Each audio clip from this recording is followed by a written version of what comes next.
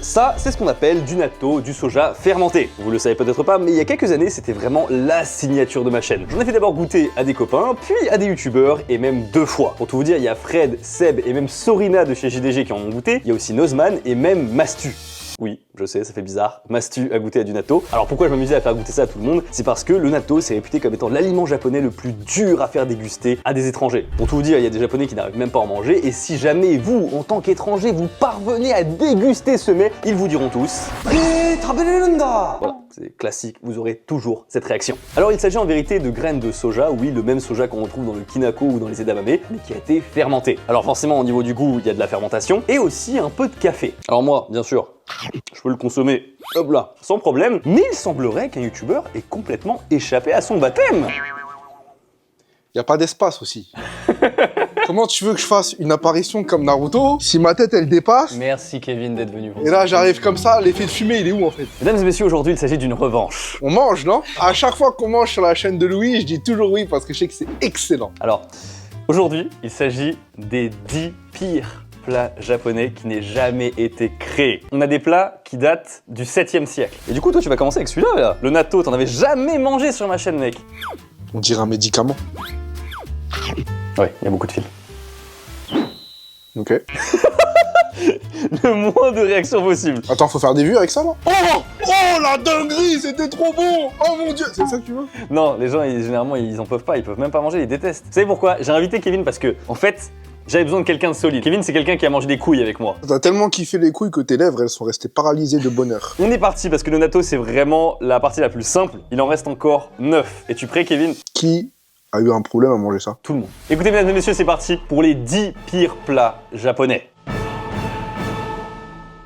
Ça y est, le printemps arrive, avec lui les sakura au Japon, et je sais que parmi vous, il y en a beaucoup qui aimeraient y aller.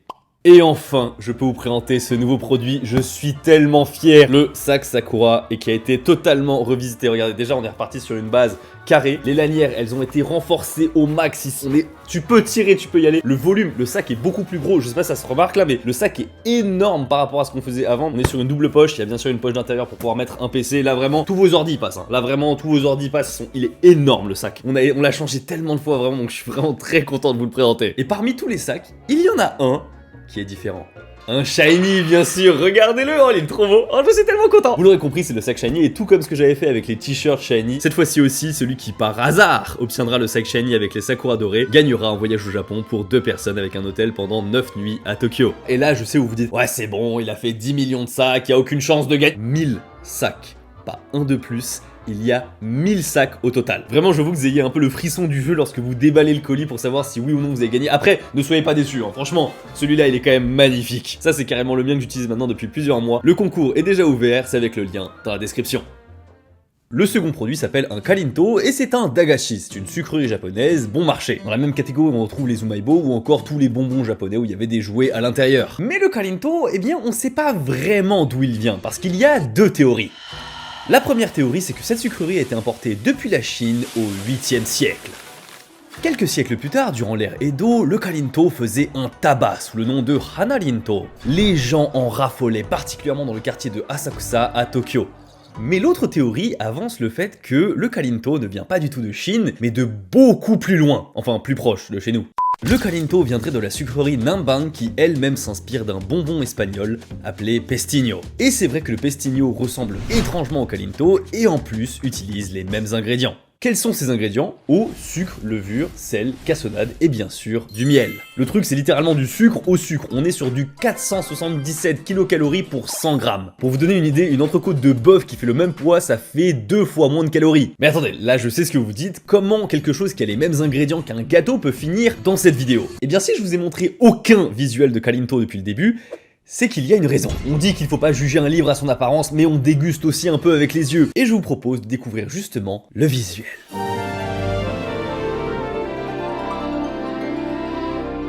On passe au deuxième produit, il s'agit du kalinto. Est-ce que ça te dit quelque chose? Je suppose que c'est du poulet, ce karage. Pas du tout. Ah.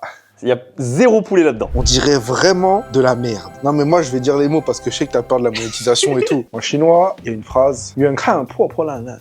C'est-à-dire, vu de loin, ça ressemble vraiment à de la merde. Mais quand on s'approche, franchement, c'est pas mal. C'est croustillant. C'est plus bon que beau. Franchement, c'est bon. En colonie vacances en Chine, j'ai mangé trop de trucs comme ça. Ça vient de Chine à la base. C'est un dagashi, c'est des sucreries japonaises et c'est des trucs pour enfants. Et c'est sacrément violent quand même pour un truc pour enfants. Il est à l'aise. C'est pas écœurant, mais c'est pas un truc que tu mangerais tous les jours ou quand t'as faim. Tu sais, c'est un peu comme tes potes, ils disent hey, j'ai ramené un truc de je sais pas où, tiens, goûte. Oui. Boum. Tu goûtes une fois, t'es en mode ouais, c'est Ouais, pas c'est pas dégueu. mal, mais t'en reprendrais pas, ouais, je suis d'accord. Napolitain pasta. Je suis quasiment sûr d'avoir déjà mangé ça dans ma vie. Enfin, visuellement au moins, tu vois. Alors, je sais que ça vous paraît bizarre, mais en vérité, il s'agit d'un plat revisité par le Japon. Ah. Et ça, c'est la pire insulte que les Japonais ont fait à la culture italienne. Ça s'appelle des napolitain pasta. Systématiquement, dans tous les classements des pires plats japonais, il y a ce plat qui ressort à chaque fois. Et oui, Kevin a totalement raison, il s'agit complètement d'un plat italien revisité. Mais je vous garantis qu'aucun Italien a participé à la création de ce plat. Parce que pour le coup, l'histoire de la création du napolitain, c'est un vrai micmac. Nous sommes post-seconde guerre mondiale, le Japon a capitulé et les forces d'occupation américaines s'installent sur le territoire nippon, notamment le commandant suprême des forces alliées, le général Douglas MacArthur. Il prend ses quartiers à Yokohama dans le New Grand Hotel. Une fois à table dans le restaurant de l'hôtel, le général se retrouve frustré. Manger jour après jour des rations militaires l'a mis de très mauvais poils, et le général, il ne veut pas non plus manger de la nourriture japonaise. Il frappe du poing sur la table et exige un vrai plat à l'occidental. Dans les cuisines, c'est la panique. Comment faire un plat occidental sans même savoir ce que c'est? Les seuls ingrédients occidentaux qu'ils ont, elles sont dans les rations de l'armée américaine mises à disposition. Mais heureusement, un homme se lève dans la panique. Shigetada, il y est, le chef en second.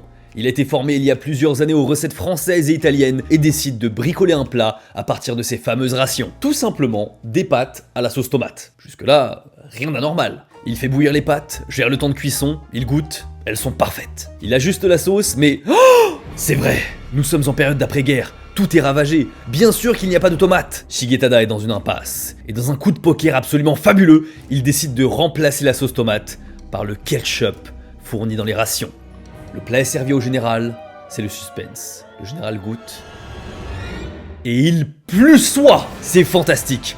Il approuve si fort le plat que le chef Shigetada est obligé de le nommer et de le baptiser. C'est comme ça qu'il l'appellera napolitain, en hommage à Naples, Napoli en japonais. Et c'est alors que les autres restaurateurs aux alentours copièrent la recette de Shigetada et rapidement, c'est tout le Japon qui se met à consommer des napolitains. On étale le parmesan un peu. Vas-y. Mais c'est du parmesan ou c'est... Oui, c'est du parmesan. Là, ça, c'est du C'est parmesan. du sel. C'est du sel moisi. Gros, ça passe, gros. Mais t'es un ouf. En vrai, ça va. Hein. Mais gros, moi, je cuisine, c'est pas ça. Hein. Ça, c'est ce que j'ai acheté littéralement au combini, tu vois. Ça passe large. Je sais pas, les gens, ils sont compliqués. Hein. On sent quand même beaucoup le ketchup, hein. Je vais pas mentir. Ouais, sur la deuxième bouchée, tu sens vachement le ketchup. Je vois, ça va être très vite écœurant au bout d'un moment, tu vois. J'ai déjà moins bien mangé dans des restaurants à Paris. Ah. Ika no shiokara. Là, je sens qu'on y arrive. Là, j'ai l'impression que celui-là, Là, on passe à un autre niveau. Ika no shiokara. À ton avis, c'est quoi? c'est de la pâte à tartiner. Tu sais, le truc, il est sous scellé, on dirait, tu sais, il y a eu un mafuba. Faut pas l'ouvrir, du coup. Est-ce qu'on peut décrire un peu pour les viewers la senteur? Calamar à 200%. Mais parce qu'en fait, moi, j'ai remarqué un truc, c'est qu'à chaque fois qu'on est là, sur ta chaîne, et qu'on mange, à chaque fois, ça me critique dans les commentaires. Oui, il a pas assez de vocabulaire. Il dit juste, c'est incroyable, c'est bon. Tu vois, moi, je suis très blessé. Et du coup, je trouve vraiment que la senteur est... En vrai, niveau senteur, on est vraiment sur un produit de la mer, on le sent. Après, je sais pas comment vous dire, on a une sorte de fermentation quand même qui est assez forte. On n'est pas au niveau du natto, mais tu sens le truc, il a été mariné pendant un bon moment. Ouais, non, il y a quand même... Ça sent fort. Est-ce que vous vous êtes déjà demandé comment on conservait le poisson avant l'invention du frigo? Eh bien, pendant très longtemps, on utilisait du sel. Plus précisément, c'est un mélange d'eau de mer et de sel pour donner l'équivalent d'une saumure. Niveau odeur, c'est catastrophique, mais niveau conservation, c'est nickel. Et c'est comme ça que dès le 7e siècle, le Japon a commencé à conserver le poisson. Une fois qu'ils avaient conservé ça pendant plusieurs semaines, ils ont goûté, ils ont dit « Oh, mais c'est top ça, c'est super salé, si on rajoutait encore plus de sel !» Mais il manquait encore quelques étapes pour arriver à ce qu'on appelle aujourd'hui le shiokara. La préparation consiste à découper le produit de la mer en petits morceaux, à les servir dans une sauce visqueuse produite par les organes, et on laisse fermenter le tout avec les viscères de l'animal choisi. Les viscères crus sont d'ailleurs mélangés avec 1/10 de leur poids en sel et 1/3 de leur poids en riz maltais. Puis on enferme la préparation et on laisse comme ça pendant un mois minimum. Donc comme je vous l'ai dit, on peut faire ça avec n'importe quel produit de la mer, et on a décidé de prendre le pire, le calamar, Ika no shiokara. Et j'ai une question, au Japon, ça se mange comme ça? Ouais, avec du riz peut-être éventuellement, tu vois. Oui, voilà, c'est ça, c'est que normalement, t'as un truc pour atténuer. Mais tu peux manger ça comme ça, tu vois. Oh, mais non, mais prends pas tout, prends pas tout. Mais Ah ouais. t'inquiète, mais toi, t'as cru j'étais comme toi ou quoi? Nous, on bouffe des couilles ici, les gars. Ouais. C'est dégueulasse. En vrai, ça va. Mais l'arrière-goût, Ouais, oh, c'est balèze quand même. avec du riz, ça passe tout seul. Ouais, je pense avec du riz, ça passe, mais. Parce que le riz, il va vraiment absorber. Le sel. Oh, le sel, la vache. Ça va, mon ref? Ouais, ça va, ça. Ah, celui-là, je suis pas fan. Hein. Ah, ça, ouais. Petit truc d'asiatique, vous voulez voir, regardez. Quand il met ses baguettes dans le bocal du coup général, il va les mettre à l'envers pour pas mettre la zone où il a mis en fait sa bouche dessus. Classe. Oh, il fait le mec.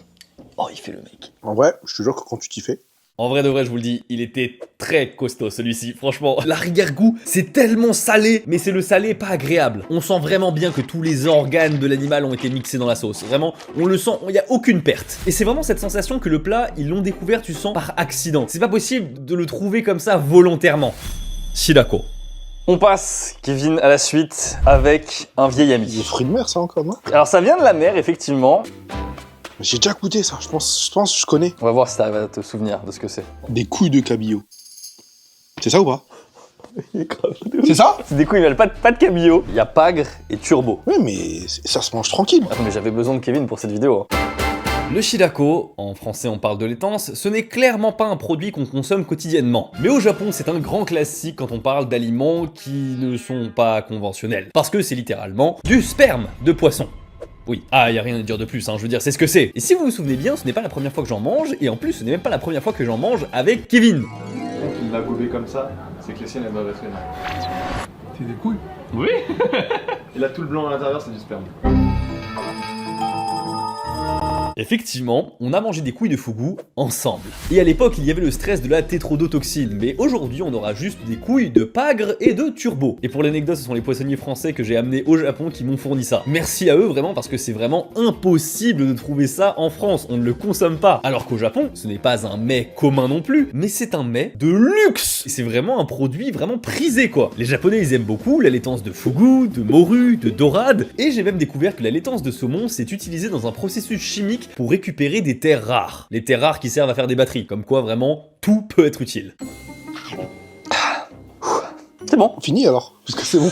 Non mais gros, pourquoi tu prends le petit comme ça? Prends le gros. Le petit est moins bon. Il est plus amer. Ah non, il est moins bon. Alors le shirako, du coup, en fait, c'est comme ça que ça s'appelle, la laitance en français. Et c'est extrêmement populaire. Hein. Au Japon, c'est vraiment, on en mange que dans les restos de luxe. Parce que, mine de rien, faut que sanitairement parlant, ça soit nickel. Moi, je commence à trouver quand même qu'il y a une méta et un pattern qui revient. À chaque fois que je suis là, on veut que je bouffe des couilles. J'avoue que Ça commence à être bizarre. ça, c'est la deuxième fois. Alors je tiens à dire que ça a une riche teneur en protéines, mais vraiment tout dans la texture, enfin dans le truc, ça, psychologiquement ça te rappelle quand même que c'est une couille. Yakisoba pan.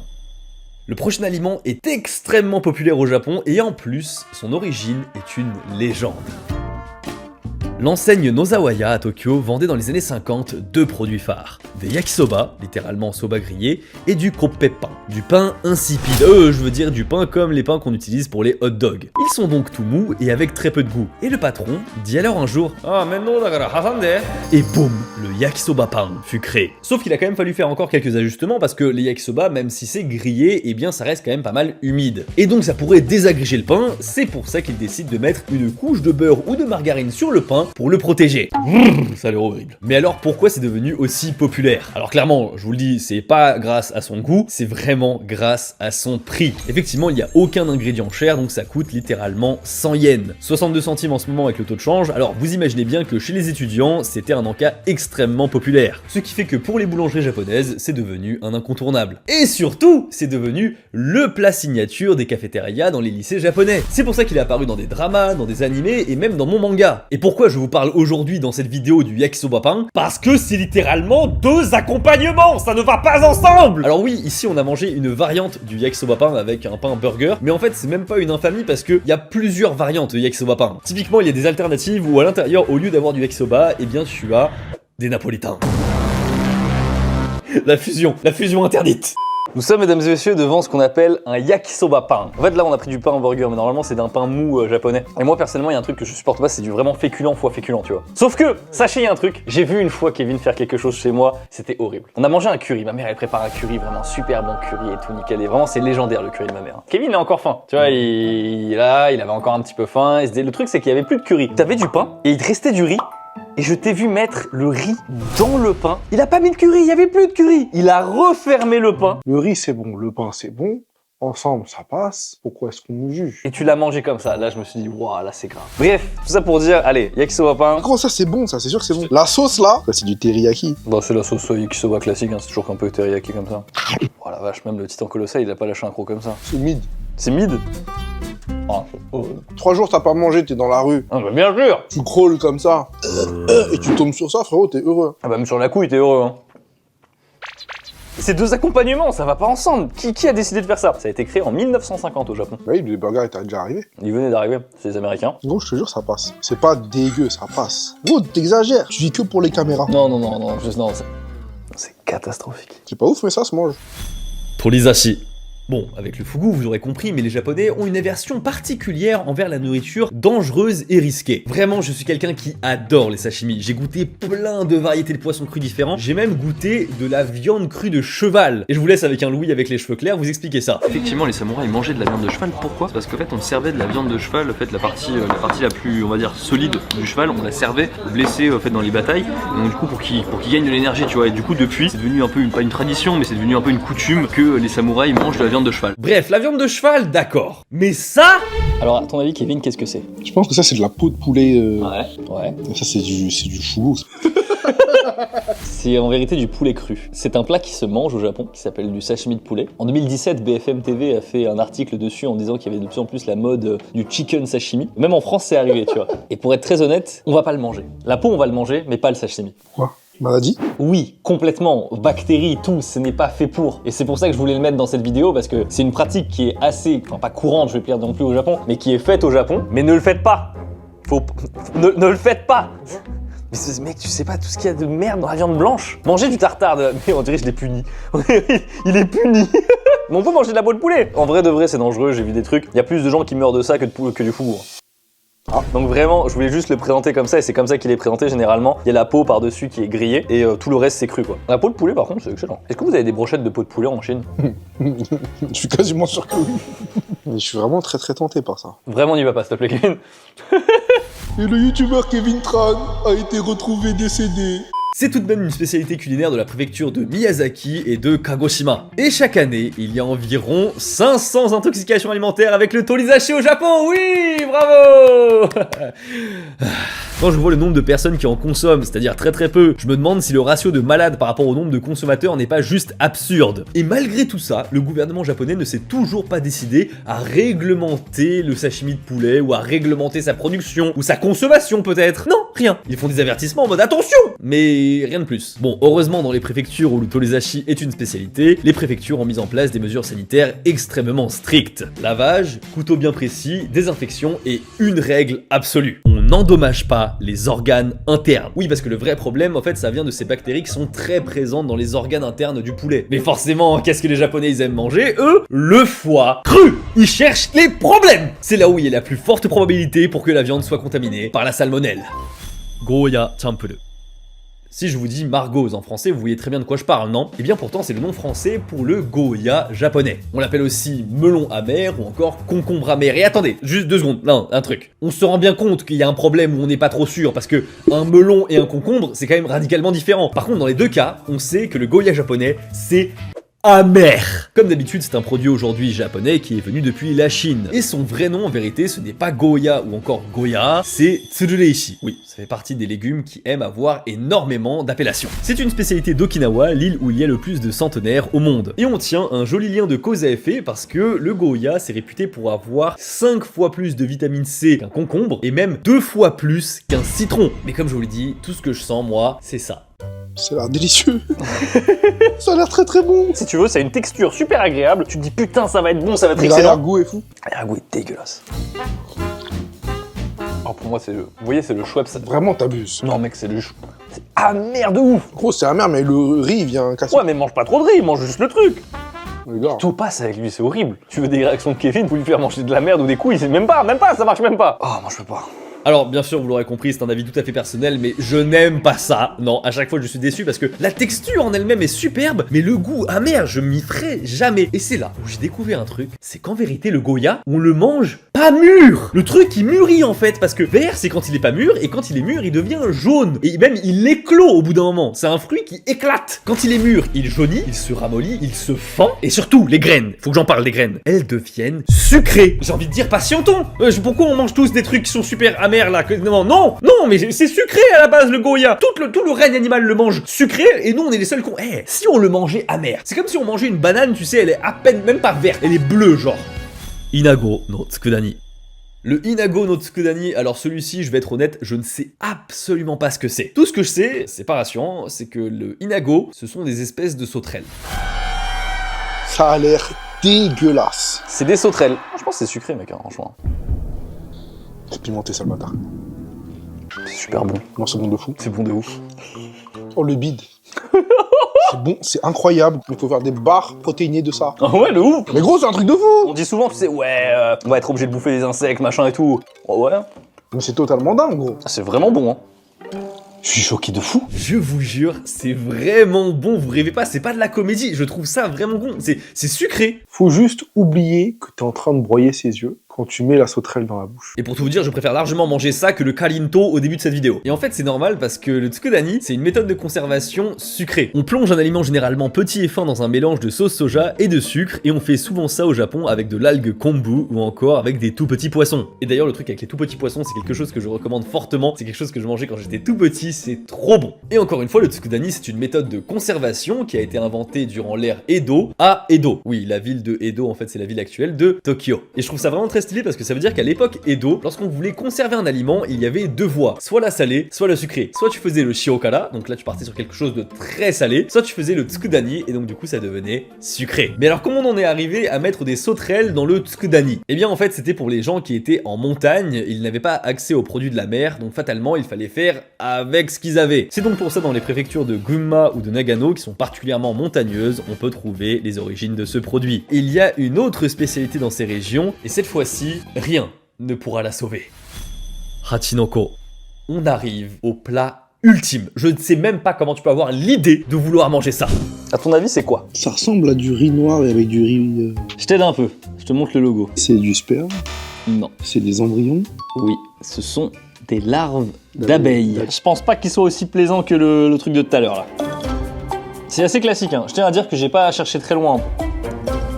Putain, c'est bizarre, on dirait exactement les insectes de tout à l'heure, mais avec un goût de couille. Mais il est chiant lui. Non, je te jure que non. Oh, tu le sens pas là? Non, il est mou. C'est le même goût que tout à l'heure, mais juste la texture elle est molle. Non, il y a le truc en plus là du... Mais chez toi, les arrière-goûts, ils durent un truc de fou. Ça, gros, tu le mélanges avec du riz, ça passe tranquille. Non, je suis sûr que... Non mec, ça, c'est complètement le goût de ce qu'on a eu tout à l'heure, et des couilles.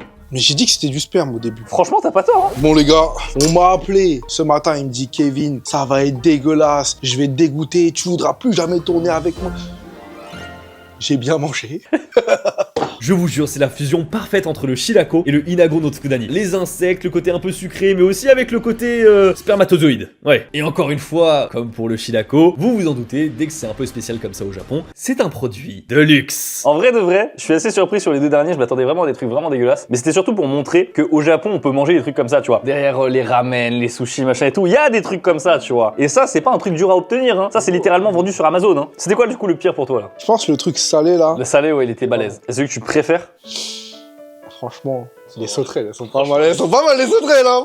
Merci beaucoup d'avoir regardé cette vidéo, je suis très content d'avoir pu goûter à tous ces produits si particuliers. Et comme vous l'avez vu avec Kevin, c'est pas si terrible, comme quoi avec un peu d'ouverture d'esprit et un palais asiatique, on peut manger des choses spéciales.